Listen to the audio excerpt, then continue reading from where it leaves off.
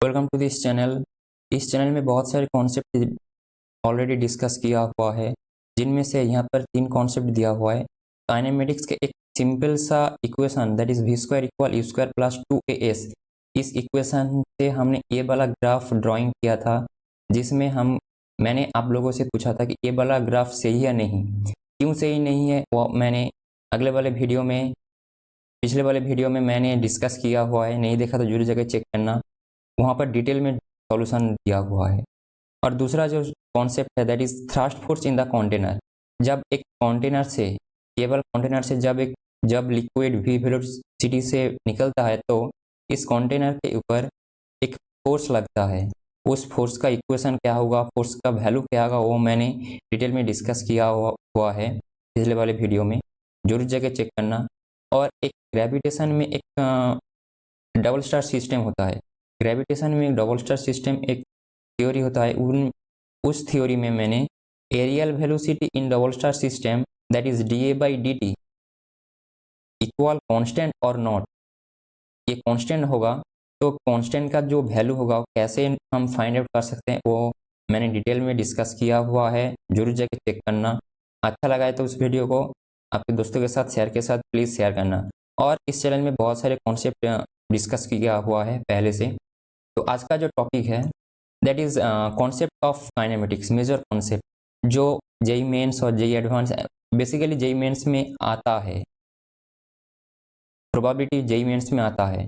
2 concept मैं यहाँ पर डिस्कस करने वाला हूँ, जहाँ पर पहले वाला कॉन्सेप्ट क्या बोल रखा है ना, y is a function of t, के y एक्सेलरेशन भी हो सकता है और वेलोसिटी भी हो सकता है।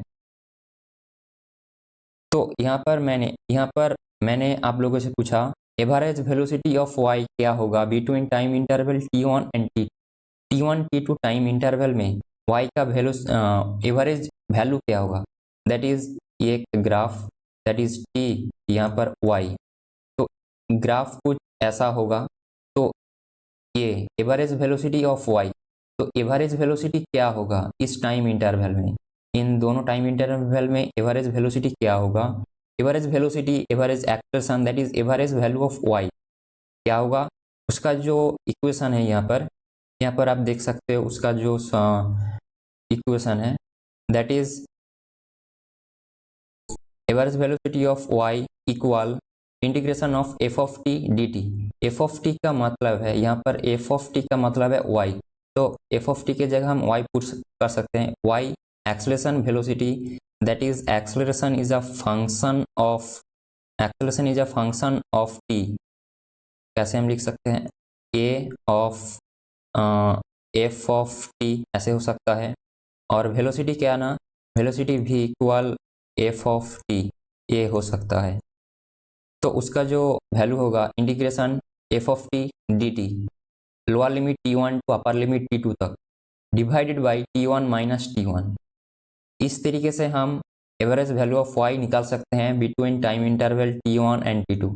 यहाँ पर एक एग्जाम्पल है that is in one dimensional uniformly accelerated motion में एवरेज वेलोसिटी 0 से लेकर t सेकेंड तक फाइंड आउट कैसे हम कर सकते हैं।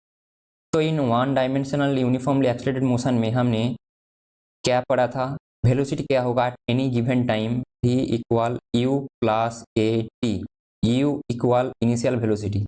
सो यहाँ पर हम vt क्या है that this is equal f of t, तो f ऑफ t के जगह हम u plus a t put कर देंगे, that is u plus a t into d t, lower limit 0 to t, t minus 0।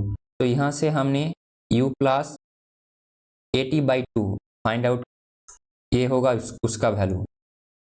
और एक कॉन्सेप्ट क्या है ना यहाँ पर, दैट इज जब f t is linear function of t होगा, दैट इज सपोज ये एक्सेलरेशन प्रोपोर्शनल टू टी होगा और कांस्टेंट होगा। ये acceleration not equal to t square होगा, उसको हम लीनियर फंक्शन बोलते हैं। तो उसको फाइंड आउट कैसे हम कर सकते हैं, उसको फाइंड आउट करने के लिए उस y का जो फाइनल वैल्यू होगा प्लस उस y का जो इनिशियल वैल्यू होगा प्लस कर देंगे, डिवाइडेड बाई 2 कर देंगे, तो लीनियर उनका y का एवरेज वैल्यू हम फाइंड आउट कर सकते हैं इस तरीके से। ये जेईई मेंस में आता है, हर शिफ्ट आई थिंक हर ईयर में आता है, तो इसको आप जरूर करना, चेक करना। और दूसरा जो कॉन्सेप्ट है यहाँ पर, दूसरा कॉन्सेप्ट क्या बोल रखा है ना, a particle is thrown upward with velocity u, एक पार्टिकल को u वेलोसिटी से छोड़ा गया ऊपर तक, then distance travelled in last second is independent of u। तो जब पार्टिकल को ऊपर तक जाने के लिए इसको एक कवर करने के लिए t टाइम लगा होगा, तो इसको कवर करने के लिए 1 सेकेंड लगा होगा, तो इसको कवर करने के लिए t-1 होगा। ये आप समझ सकते हैं क्यों मैंने लिखा। तो इस लास्ट सेकेंड में पार्टिकल जो डिस्टेंस ट्रेवल करेगा वो इंडिपेंडेंट होगा u से। क्यों? क्योंकि this distance is equal to the distance travelled in last second of a free falling object. So यहाँ पर इसका जो फाइनल वेलोसिटी होगा वो 0 हो जाएगा। तो यहाँ पर हम इस तरीके से इमेजिन कर सकते हैं कि सपोज एक पार्टिकल को ऊपर तक छोड़ा गया, कुछ देर बाद वो उसका जो फाइनल वेलोसिटी होगा वो 0 हो जाएगा। तो यहाँ पर हम एक कॉन्सेप्ट एक विजुअलाइज कर सकते हैं।